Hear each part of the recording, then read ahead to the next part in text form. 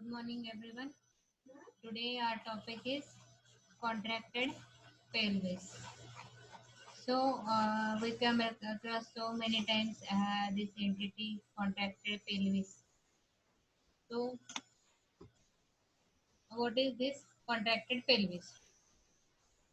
So, it is anatomically, if at all we have to consider, means if at all anatomically we have to describe this, then whenever any essential diameter, that is that diameter that is important in relation to the labor, whenever that diameter is shortened or less than 0.5 centimeter of its normal, then it is anatomically contracted pelvis. The size of the pelvis is small.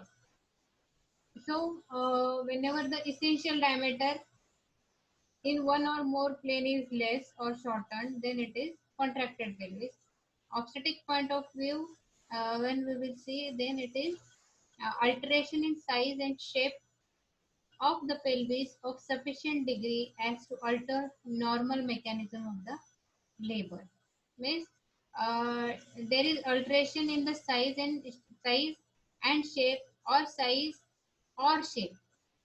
and or shape of the pelvis, and that change in size and shape that will alter the normal mechanism of labor.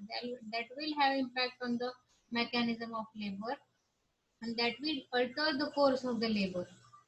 For the average size of the baby, so that is contracted pelvis. Means basically uh, size of the pelvis का size जो है, that any diameter, anteroposterior diameter, biacromial diameter, जो भी diameter है, that diameter is वो छोटी हो गई है, कम हो गई है. तो anatomically if at all we consider कम कितनी होती है, 0.5 सेंटीमीटर से कम अगर है, तो वो कॉन्ट्रैक्टेड पेल्विस है.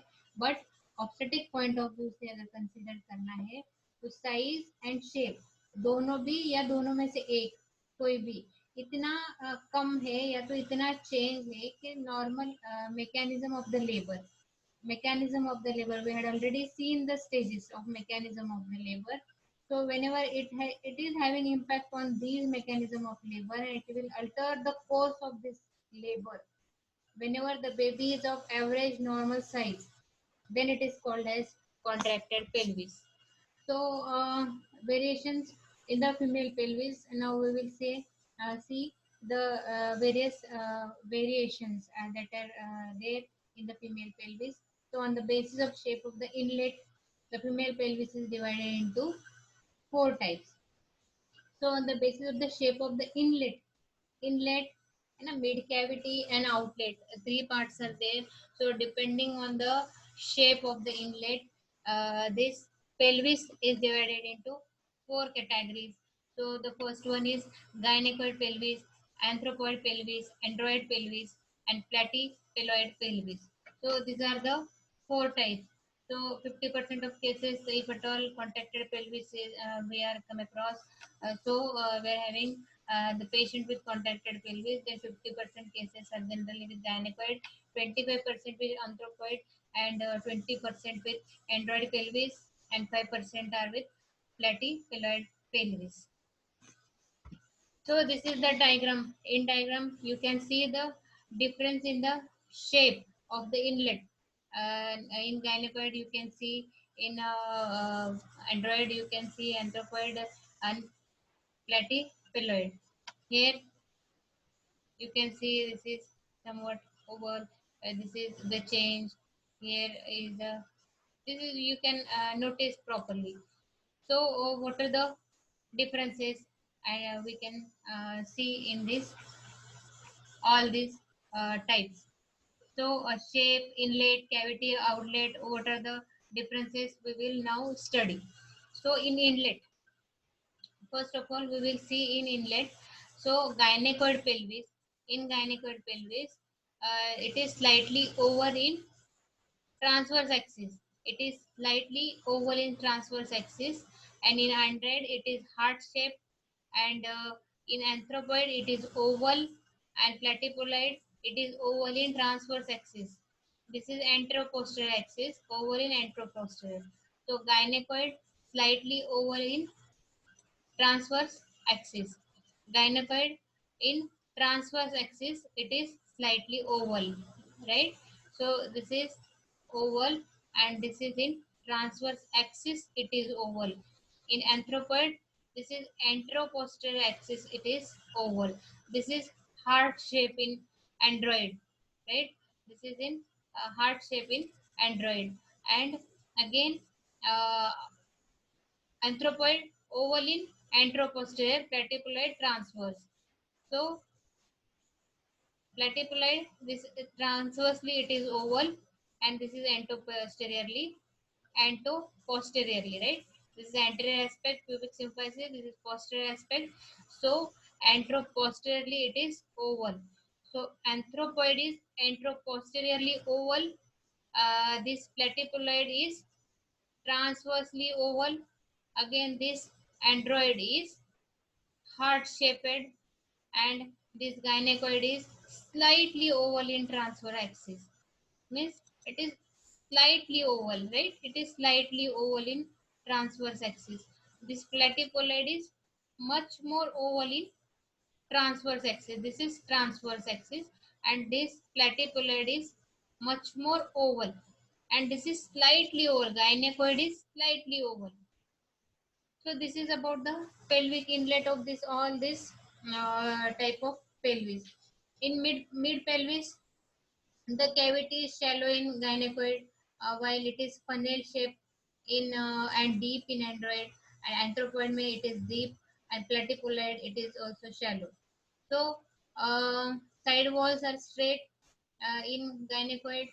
In android pelvis it is convergent, and anthropoid it is divergent, and platypuloid also it is divergent. Ischial spines are generally gynecoid pelvis are blunt. In android pelvis they are projecting, and anthropoid pelvis they are blunt, and platypuloid pelvis they are again blunt. So these are the basic differences. In pelvic outlet, we will see the subpubic arch. It is optimally wide, 90 to 100 degree. Again, in android pelvis, it is narrow, and in anthropoid also it is narrow, and platypuloid it is somewhat wide. So this is about the differences we have noticed already.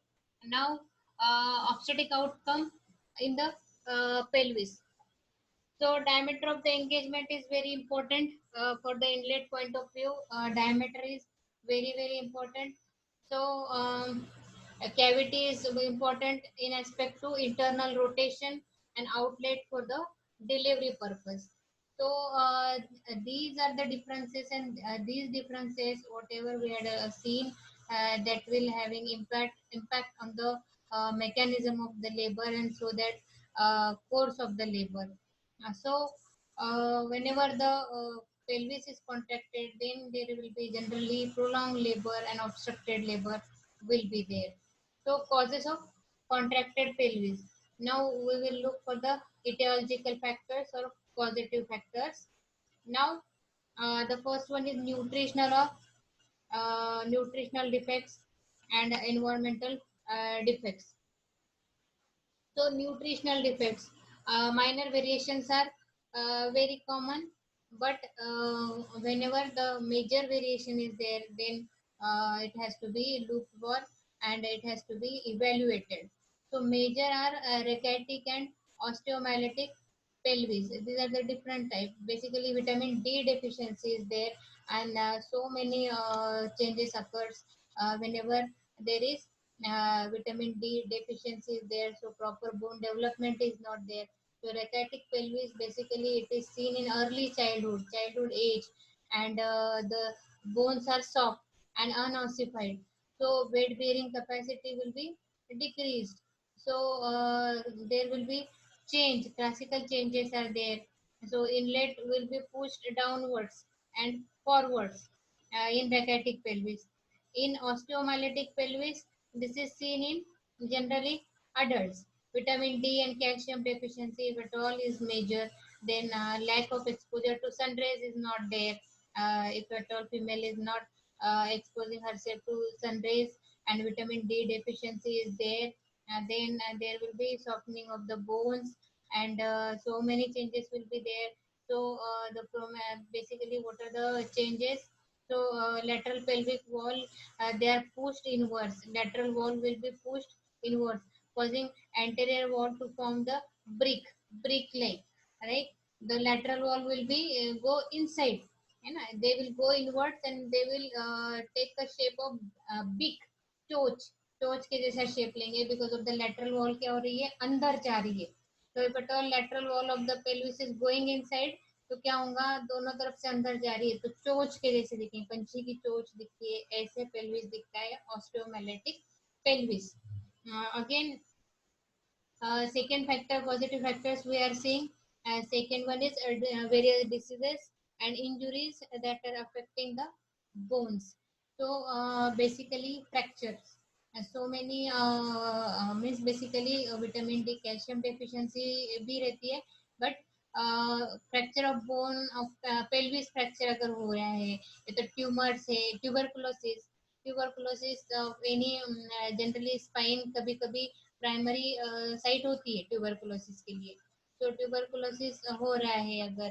तो various changes will be seen in the shape fracture में basically whenever the union is not proper then there will be change tumor के automatically change हो रहा है that tumor is occupying the space in the pelvic cavity kyphosis है various abnormalities है ना congenital scoliosis है again spondylolithiasis है any deformity in the vertebral column जिसको बोलेंगे है lower limb में अगर है if at all poliomyelitis है so what it will cause the limping and it will lead to change in the shape of the pelvis.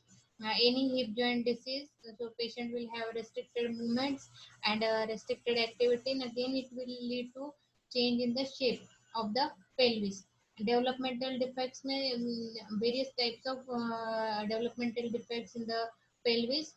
So basically, there will be lack of assimilation means nutrition को ले नहीं पाते हैं जब early age में childhood age में तब जाके डिफेक्ट्स आते हैं those are like Naegele's pelvis Robert's pelvis this are different entities they are mentioned these are the rare cases basically but because of the this development is defective means in Nichols pelvis what happens basically the development is arrested one along sacrum means there are five sacral bones so somewhere there is defect in the development of that and that is congenitally or whenever acquired there is infection in the sacroiliac joint so this defect generally we can notice and in robot pelvis it is very rare and there is absent of sacrum fused with that of innominate bone. Small bone is there now. Fusion is not there basically. Coccyx is there. So fusion will not be there. So Robert pelvis we can notice in such cases. Next one is diagnosis of contracted pelvis. So diagnosis is an important. So first one is past history. We have to notice for the past history of labor, any defect in the labor we have to see for. So medical history is important. Past history, any history of fracture, rickets, osteomalacia, bone tuberculosis of spine, any hip bone disease, any of the history of poliomyelitis is there. We have to look for. Again, obstetrical, we have to see for so many causes like any history of vaginal delivery ending in stillborn or any neonatal death, any neurological defect is there following labor. Following labor, if at all patient is having uh, labour previous history labour में जैसे any still birth की history patient दे रही है और neonatal birth early neonatal birth because of the trauma और any because of the during labour अगर कुछ कॉम्प्लिकेशन हुआ है जिसकी वजह से नियोनेट की डेथ हुई है ऐसी हिस्ट्री अगर मिल रही है and again neurological any complication in previous labor and difficult labor patient has suffered previously. In such cases, we have to look for this contracted pelvis. Again, weight of the baby is important. Evidence of maternal injury मिलेंगी in such cases. Again, prolonged labor की history है, obstructed labor की history है, and such condition, obstructed labor that will lead to vesicovaginal fistula, rectovaginal fistula, and in such cases, we can notice means we can suspect the diagnosis of contracted pelvis. Again, physical examination, stature we have to look for. The height should be normally 4 feet. If height is less than 4 or 4.5 feet, then we have to go for cesarean. And if height is less, then there are chances of pelvic abnormality is much more. Sigma, like any deformity of bones and spine, hip joint has to be looked for. Again, on abdominal examination inspection, pendulous abdomen, especially in primary, we have to suspect for this contracted pelvis. Obstetric examination, in this case, assessment of pelvis has to be done, and this is generally done just and the onset of the labor if at all patient is coming. So there are this is called as pelvimetry. So, clinical pelvimetry and imaging pelvimetry. So, clinical pelvimetry here we have to do by clinical examination, and imaging means we have to use CT scan and MRI. So, basically, CT scan is contraindicated during pregnancy. So, MRI is generally used. Clinical pelvimetry, now we will see some steps, and uh, in this we have to do what we have to do when the procedure is there. So we have to look for the following features has to be look for, like state of the cervix, what is it should be start of the labor basically. So we have to look for the cephalopelvic disproportion, and if at all head is engaged or not, we have to look for. And now sterilized material has to be used, like gloves and proper hand cleaning, and sterile material is to be used. Then sacral promontory and upper vaginal examination, bimanual examination is done. In this, one hand is inside the vagina and cervix. We have to look for the examination, and second hand is on abdomen. Again, uh, in this, the sacrum is generally smooth, short. If at all we are examining, then sacrum is smooth, curved, and short, and sacral promontory usually cannot be reached. In next, sacrosciatic notch. In this, generally capacity of posterior segment of the pelvis and side wall of the lower pelvis. Lower pelvis has to be looked for.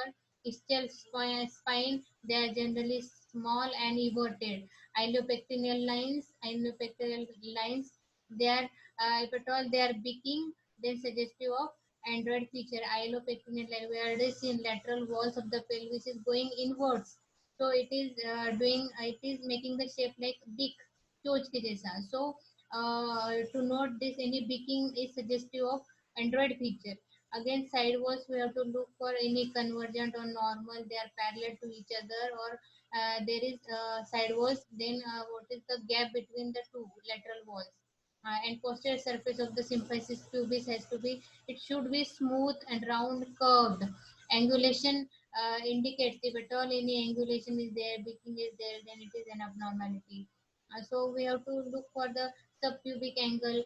Again, transverse diameter we have to look for, anteroposterior diameter we have to look for. This is we have to see in clinical pelvimetry.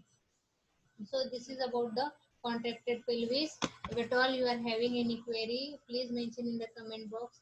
I'll try to solve it. Thank you. Thank you very much.